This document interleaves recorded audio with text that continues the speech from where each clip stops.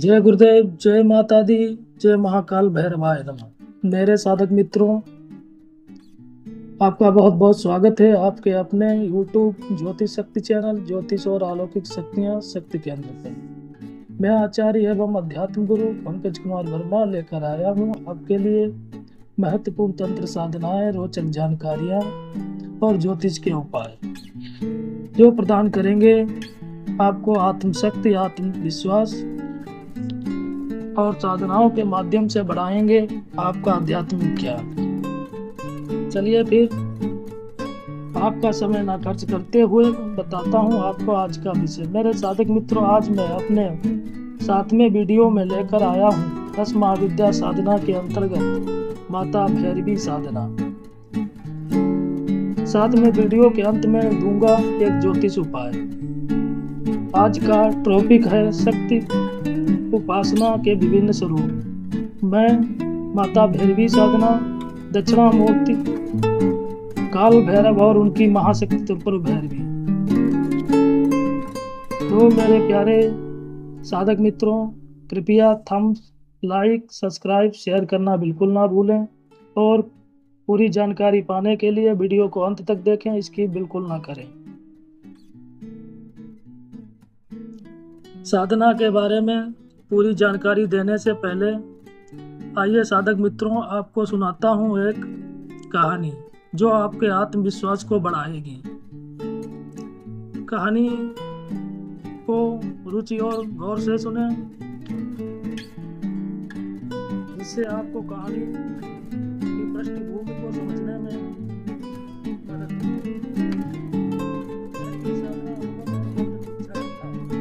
एक समय की बात है, हिमालय की गोद में बसे एक छोटे से गांव में आनंद नामक एक साधक रहता था। वह बचपन से ही देवी माँ की उपासना में लीन रहता, लेकिन उसके मन में गहरी जिज्ञासा थी। क्या वास्तव में माँ भैरवी साधक को साक्षात दर्शन देती हैं? क्या मंत्र दीक्षा के बाद जीवन बदल जाता है? दीक्षा की खोज। एक दिन उसे एक वृद्ध संत मिले। उनके नेत्रों में अद्भुत तेज था। आनंद ने विनम्रता पूर्वक प्रणाम कर कहा, गुरुदेव, मैं माँ भैरवी की साधना करना चाहता हूँ, कृपया मुझे मार्गदर्शन दिखाएं। संत मुस्कुराए और बोले, साधना आसान नहीं है पुत्र। इसके लिए शुद्ध संकल्प, धैर्य और पूर्ण आत्मसमर्पण चाहिए। यदि तुम निडर हो तो मैं तुम्हें भैरवी मंत्र दीक्षा दूंगा। आनंद ने संकल्प लिया और गुरु के चरणों में बैठ गया। चांदनी रात थी, वातावरण शांत और रहस्यमयी।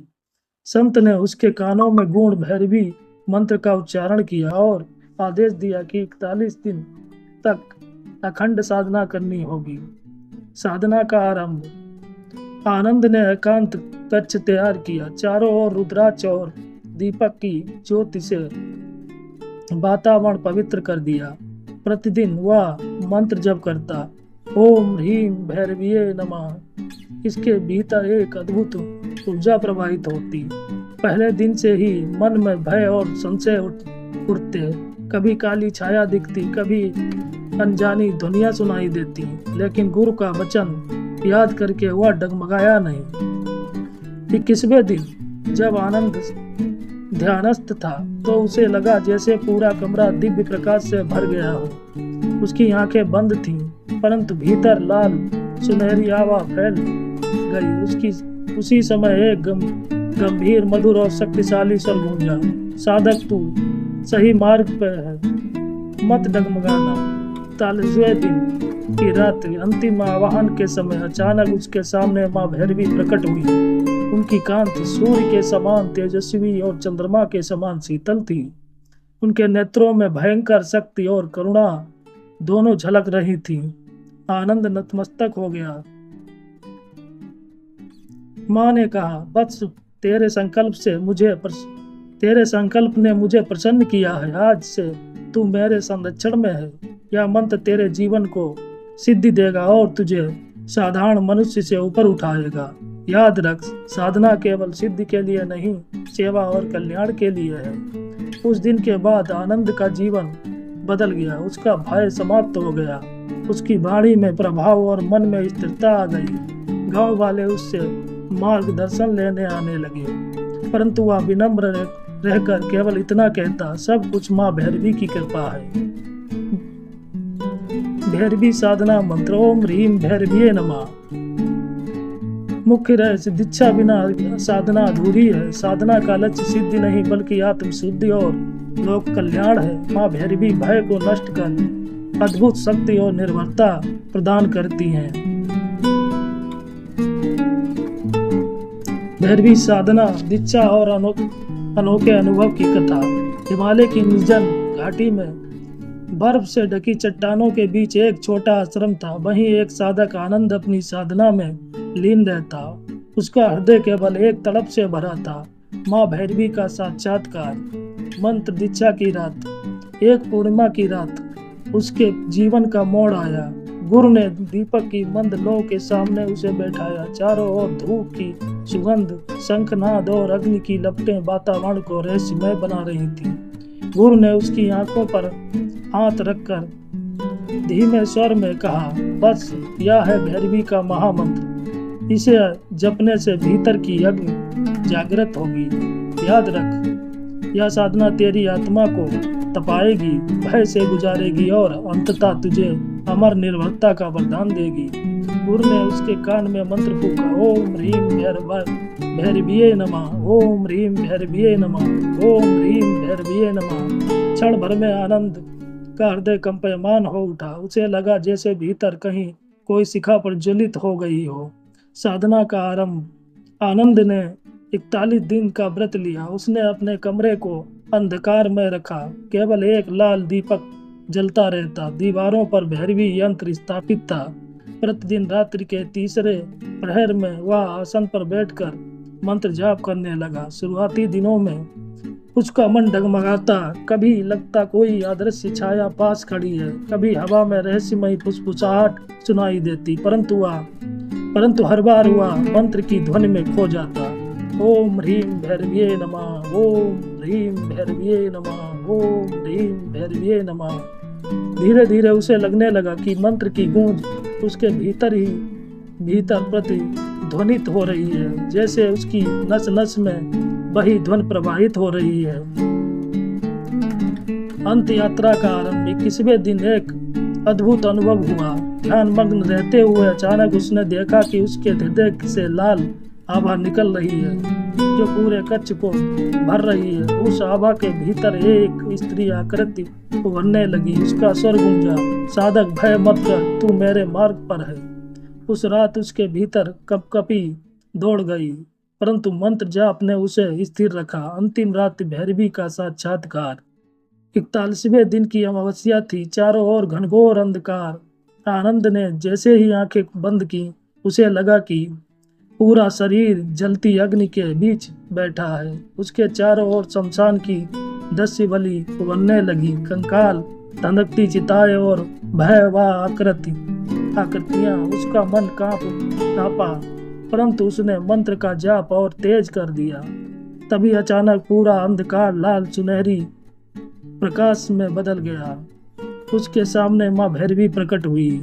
उनके नेत्र ज्वालामुखी की भांति दहक रहे थे। उनके मुख से करुणा और शक्ति दोनों झलक रही थी। उनके चारों ओर त्रिशूल, डमरू और अग्नि की लपटें नृत्य कर रही थी। आनंद ने सिर झुका दिया। उसके कानों में माँ की बाणी गूंजी, बस तूने भय को जीत लिया, अब से तू मेरे संरक्षण में है। यह मंत्र तेरे लिए कवच है, इसका प्रयोग केवल कल्याण हेतु करना। अब तुझमें कोई भय शेष नहीं रहेगा। साधना का फल। उस दिन के बाद आनंद की दृष्टि और वाणी में अद्भुत तेज आ गया। उसका भय समाप्त हो गया। गांव वाले उसके पास आशीर्वाद और मार्गदर्शन लेने आते, लेकिन आनंद हमेशा यही कहता, यह सब माँ भैरवी की कृपा है, मैं केवल उनका साधक हूँ। साधना के रहस्य। मंत्र ओम ह्रीम भैरवीये नमः। काल मध्य रात्रि या तीसरे पहर। स्थान एकांत शांत, बिना किसी साधना के व्यवधान के। लक्ष्य सिद्धि नहीं बल्कि आत्म शुद्धि और निर्भरता। भैरवी साधना शमशान की गहन कथा। हिमालय के पहाड़ों में बसे गांव में साधक आनंद को मंत्र दीक्षा प्राप्त हो चुकी थी, परंतु गुरु ने उसे अगला आदेश दिया, बस यदि तू सच्ची सिद्धि चाहता है तो रात्रि के तीसरे पहर शमशान में साधना करनी होगी। भैरवी वहीं अपने वास्तविक रूप में प्रकट होती है। आनंद का हृदय कांप उठा, परंतु उसका संकल्प अटूट था। शमशान की पहली रात, अमावस्या की घनघोर रात, आकाश में कोई तारा नहीं। आनंद दीपक, यंत्र और कुशासन लेकर शमशान पहुंचा। चारों ओर शवों की राख, धधकती चिताएं और सियारों की बहावा फूंक सुनाई दे रही थी। उसने आसन बिछाया, यंत्र रखा और मंत्र जप शुरू किया। ओम ह्रीं भैरव्ये नमः, ओम ह्रीं भैरव्ये नमः, ओम ह्रीं भैरव्ये नमः। जैसे ही जब बड़ा, अचानक चारों ओर से अनजानी फुसफुसाहट सुनाई देने लगी। कभी लगा जैसे कोई उसके पीछे खड़ा है, कभी लगा जैसे कोई अदृश्य हाथ उसके कंधे को छू रहा है, परंतु उसने आंखें न खोली, केवल मंत्र जब मैं मन रहा। भूत प्रेत बाधा। दूसरी रात जब वह शमशान पहुंचा तो जब के मध्य अचानक उसके सामने धुएं से बनी काली आकृतियां नृत्य करने लगी। वे विकराल हंसते हुए पास आने लगी। आनंद का मन कांपा, परंतु गुरु का वचन याद आया, भय की शक्ति को मंत्र से जीतना ही साधना है। उसने आंखें बंद कर तेजस्वी स्वर में मंत्र जपना शुरू किया। अचानक वे सब आकृतियां धुएं की तरह लीन हो गई। अग्नि और देवी का स्वर। 21वीं रात को जब वह शमशान में ध्यान मग्न था तो वो सामने जलती चिता की अग्नि से अचानक देवी का स्वर गूंजा, बस शमशान तेरा भय मिटाने का द्वार है, आगे बढ़, तू ही सही मार्ग पर है। उसकी देह में तेज कंपन हुआ। आंखें खोलने पर उसने देखा चिता की लपटें देवी की आकृति का रूप ले रही थीं। उनके नेत्र अग्नि समान और आभा लाल स्वर्ण मिश्रित थी। अमावस्या की अंतिम साधना। 41वें दिन की अमावस्या को वह फिर शमशान पहुंचा। वातावरण इतना भयानक था कि साधारण मनुष्य वहां क्षण भर भी ठहर ना सके। अचानक तूफान उठ गया, राख और धुआं चारों ओर फैल गया। आनंद ने मंत्र जप और तेज किया। तभी एक दिव्य नाद हुआ और उसके सामने स्वयं मां भैरवी प्रकट हुई। उनके केस बिखरे हुए, परंतु उनमें अग्नि की लपटें झलक रही थी। गले में मुंडमाला, हाथों में त्रिशूल और खप्पर। उनका स्वर भयंकर भी था और मधुर भी। उन्होंने कहा, बस तूने शमशान के भय को जीत लिया है, अब तेरे भीतर कोई कमजोरी नहीं बची। आज से तू मेरे कवच में है। यह सिद्ध केवल तेरा बल नहीं बल्कि लोक कल्याण का साधन बनेगी। आनंद ने अल्लाहद और करुणा से भरा प्रणाम किया। साधना का फल। उस दिन के बाद से आनंद निर्भय हो गया। गांव के लोग कहते हैं कि उसके नेत्रों से अदृश्य तेज निकलता था। जो भी उससे मिलता उसे गहरी शांति और एहसास का अनुभव होता। परंतु आनंद सदैव विनम्रता से कहता, सब कुछ माँ भैरवी की कृपा है। शमशान ने मुझे भय से मुक्त दी और माँ ने मुझे अपने संरक्षण में लिया। साधना के गुप्त सूत्र। स्थान शमशान या अत्यंत निर्जन एकांत। मंत्र ओम ह्रीं भैरव्ये नमः। काल अमावस्या की रात, तीसरा पहर। आवश्यकता निडरता, गुरु का संरक्षण और पूर्ण आत्मसमर्पण। फल निर्भरता, आत्मबल, आदर्श शक्ति का कवच। इस प्रकार आनंद ने भैरवी साधना संपन्न की। इस कहानी से हमें यह सीख मिलती है कि हमें अपने भय पर सदा विजय प्राप्त करनी होती है। जब हम अपने भय पर विजय प्राप्त करते हैं तभी साधना सिद्ध होती है। चलिए अब आगे बढ़ते हैं और आज के विषय पर बात करते हैं। बिछड़ा मूर्ति, काल भैरव और उनकी महाशक्ति त्रिपुर भैरवी।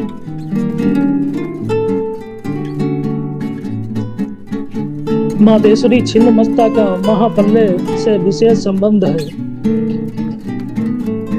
यह उनके ध्यान से स्पष्ट हो जाता है। इसके अतिरिक्त इनका संबंध नित्य प्रलय से भी है। प्रतिक्षण पदार्थ नष्ट होते रहते हैं। नष्ट करना रुद्र का काम है। यही बिना मुख होकर यम कहलाते हैं। इसी यम अग्नि की सत्ता प्रधान रूप से दक्षिण दिशा में है, अतएव यमराज को दक्षिण दिशा का लोकपाल कहा जाता है। अपराडाग्नि दक्षिण में अग्नि की सत्ता है, उत्तर में सोम का साम्राज्य है। सोम इसमें तत्व और संकोच धर्मा है। अग्नि तेज तत्व तथा विषकलन धर्मा है। विषकलन क्रिया की वस्तु का नाश करती है। यह धर्म दक्षिण अग्नि का है, अतः इस रुद्र को दक्षिणामूर्ति एवं काल भैरवादि नामों से संबोधित किया जाता है। इनकी शक्ति का नाम त्रिपुर भैरवी, राजराजेश्वरी नाम से प्रसिद्ध भुवनेश्वरी जिन तीन भुवनों के पदार्थों की रक्षा करती है, वह त्रिपुर भैरवी उनका नाश करती रहती है। त्रिभुवन के पदार्थों का दक्षिणी क्षणिक विनाश इसी शक्ति पर निर्भर है। महाविद्या छिन्न मस्ता पर डाकिनी थी, जबकि त्रिपुर भैरवी अपरा डाकिनी है। इंद्रियों पर विजय एवं सर्वत्र उत्कर्ष की प्राप्ति है। त्रिपुर भैरवी की उपासना का विधान अनेक शास्त्रों में बताया गया है। त्रिपुर भैरवी की महिमा का गुणगान करते हुए शास्त्र कहते हैं, बार में कम पठान मृत्यो मुच्यते सर्व संकटात् किमनाद बहुना देव सर्व विष्ट फलम लभेत। त्रिपुर भैरवी महाविद्या साधना। त्रिपुर भैरवी की साधना है तो स्नान आदि से शुद्ध होकर पूजा सामग्री पास रखकर आसन पर बैठे, भैरवी माता का चित्र अपने सामने काट की किसी चौकी पर स्थापित करें। फिर देवी का पंचोपचार एवं षोडशोपचार पूजन करके मंत्र जाप करें। जप से पहले माला की पूजा की जाती है। जो साधक संस्कृत नहीं जानते वे अपनी भाषा में ही पूजा न्यास आदि कर सकते हैं, लेकिन मंत्र एवं कवच का पाठ मूल रूप में ही होता है। त्रिपुर भैरवी की पूजा में लाल रंग की पूजन सामग्री का प्रयोग करना चाहिए। पुष्पों में कुछ कमल पुष्पों की आहुति देनी चाहिए। इनकी सिद्धि से सभी शुभ मनोरथ पूर्ण हो जाते हैं। साधक को त्रिपुर भैरवी की सिद्धि के लिए 10 लाख मंत्र का उच्चारण करना चाहिए। छोटा मंत्र होने से इनकी साधना कम समय में बड़ी आसानी से हो जाती है। इसका 1 लाख हवन न कर सकने की स्थिति में 10 लाख जप करना चाहिए। इस प्रकार कुल जप संख्या 20 से 21 लाख आती है। 41वें दिन में उच्चारण है 500 माला जप नित्य करना चाहिए।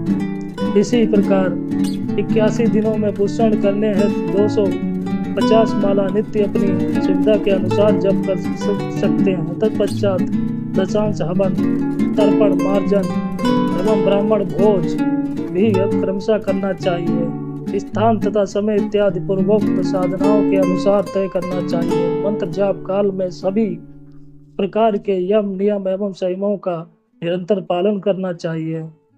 इसके अतिरिक्त बाल इत्यादि नहीं बनवाना चाहिए। एक समय सात्विक भोजन या फलाहार करना चाहिए। साधक को जमीन पर सोना चाहिए। राजसी साधना में थोड़ी छूट मिलती है, परंतु ब्रह्मचारी का पालन नितांत आवश्यक है। अब प्रदान करता हूँ आपको त्रिपुर भैरवी मूल मंत्र है ओम हस्त्रीम त्रिपुर भैरवीये नमः। ओम हस्त्रीम त्रिपुर भैरवीये नमः। ओम हस्त्रीम त्रिपुर भैरवीये नमः।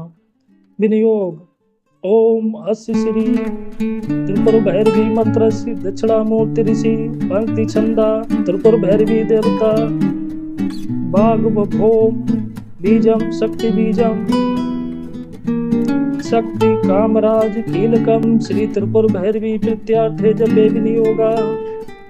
ऋषियादिन्यास ओम दक्षिणामूर्ति ऋषिये नमः। सिर से अपने सिर का स्पर्श करें। ओम पंक्ति छंद से नमः। मुखे अपने मुख का स्पर्श करें। ओम श्री त्रिपुर भैरवी देवताय नमः। हृदय अपने हृदय का स्पर्श करें। ओम बाघ ओम बीजाय नमः। गुहे अपनी गुहा का स्पर्श करें। ओम शक्ति बीजम नमः। पादों अपने दोनों पैरों का स्पर्श करें। ओम कामराज कीलकाय नमः। नाभो अपनी नाभि का स्पर्श करें। ओम विनियोग नमः। सर्वांगे अपने सर्वांगों का स्पर्श करें। करादिन्यास ओम अस्त्राम अंगुष्ठाभ्यम नमः। अपने दोनों हाथों के अंगूठों को मिलाएं। ओम हस्त्रीम तर्जनाभ्यम नमः, अपनी दोनों हाथों की तर्जनी उंगली को मिलाएं। ओम हस्त्रूम मध्यमाभ्यम नमः, अपने दोनों हाथों की मध्यमा उंगली को मिलाएं। ओम हस्त्रे अनामिकाभ्यम नमः, अपने दोनों हाथों की अनामिका उंगली को मिलाएं। ओम हस्त्रो कनाष्टिकाभ्यम नमः, अपने दोनों हाथों की कनष्टिका उंगली को मिलाएं। ओम हस्त्रा करतल करपष्टाभ्यम नमः, अपने दोनों हाथों को आपस में मलें। हृदयादिनाश। ओम हस्त्रम हृदय नमः, अपने हृदय का स्पर्श करें। ओम हस्त्रीम सिर से जो अपने सिर का स्पर्श करें। ओम हस्त्रुम शिखाए बसट, अपनी शिखा का स्पर्श करें अपने सिर के टपुए पर। ओम हस्त्रेम कब्जाए, दाएं हाथ को बाएं हाथ के कंधे पर रखें, बाएं हाथ को दाएं हाथ के कंधे पर रखें। इस प्रकार कवच का निर्माण करें। और ओम भूर्भुवः स्वः कहकर 10 दिशाओं में चुटकी बजाकर हाथ वापस लाकर दाएं हाथ को बाएं हाथ की हथेली पर तर्जनी व मध्यमा उंगली से ताली 3 बार ताली बजाएं। इस प्रकार कवच का निर्माण होता है।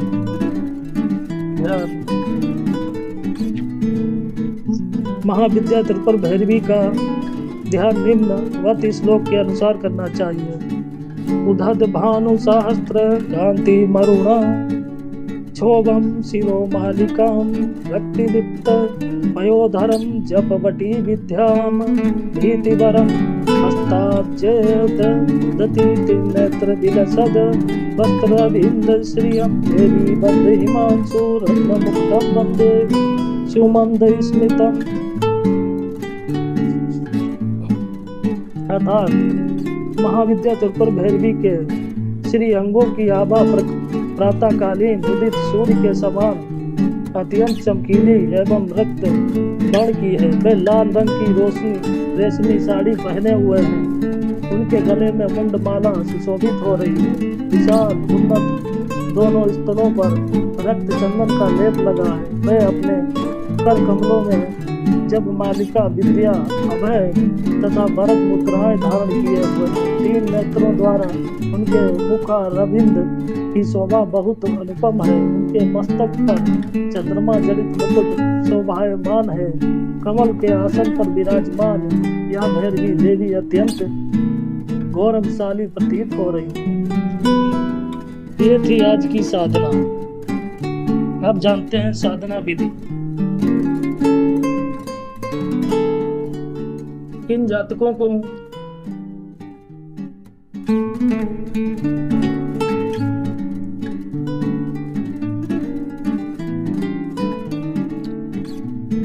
आइए जानते हैं कि जातकों को भैरवी साधना करनी चाहिए। जिन जातकों की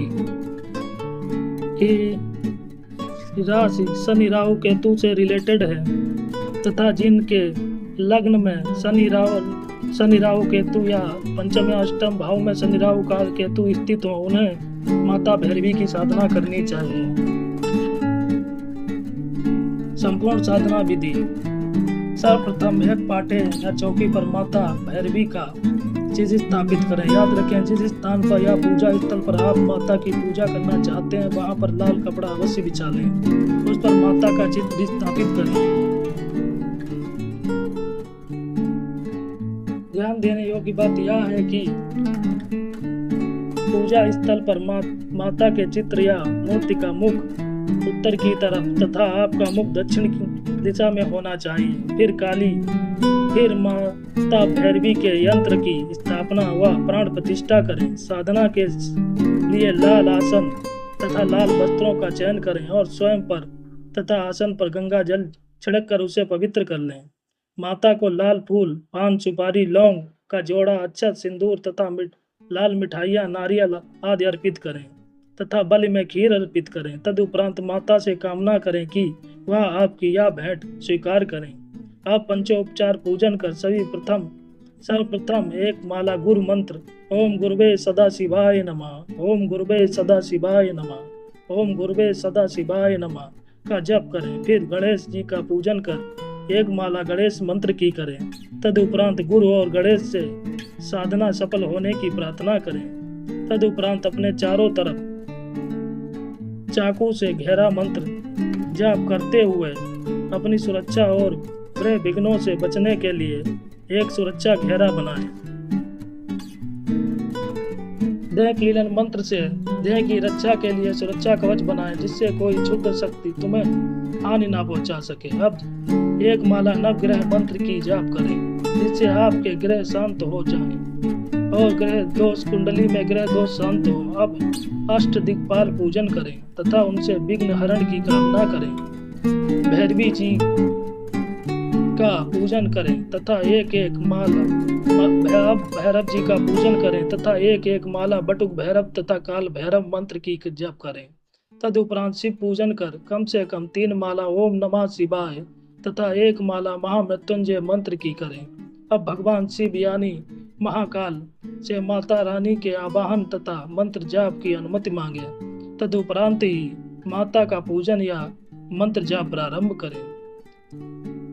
उच्चारण के लिए 10 लाख मंत्र पर्याप्त है, पर अति आवश्यक हो तो मंत्र अधिक जाप करें तथा मूल मंत्र का दशांश हवन तथा हवन का दशांश तर्पण, तर्पण का दशांश मार्जन, मार्जन का दशांश ब्राह्मण भोज व कन्या भोज कराएं। मंत्र सिद्ध होने पर सभी प्रकार के काम बनते देखेंगे। यदि आप किसी कारणवश 10 लाख का दशांश हवन न कर सकें तो उसका 10 गुना मंत्र जाप करें, इससे भी मंत्र सिद्ध हो जाता है और माता की कृपा प्राप्त होती है।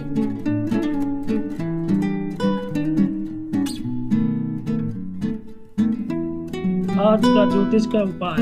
तंत्र बाधा नाश के लिए ज्योतिष का उपाय। नींबू और मिर्च प्रयोग। शनिवार को 1 नींबू और 7 मिर्च लेकर घर के मुख्य द्वार पर उतार कर चौराहे पर फेंक दें। यह उपाय नकारात्मक ऊर्जा व नजर दोष और तंत्र बाधा को शीघ्र नष्ट कर देता है। आज के लिए बस इतना ही। इसी प्रकार रोचक जानकारियाँ और साधना और मंत्र इच्छा प्राप्त करने के लिए आने वाले वीडियो का इंतजार करें तथा अपना इसी प्रकार आपका अपना YouTube चैनल ज्योतिष और अलौकिक शक्तियाँ शक्ति केंद्र को देखते रहें।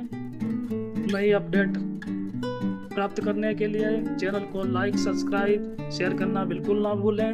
आपका दिन शुभ और मंगलमय हो। इसी कामना के साथ वीडियो को समाप्त करता हूँ।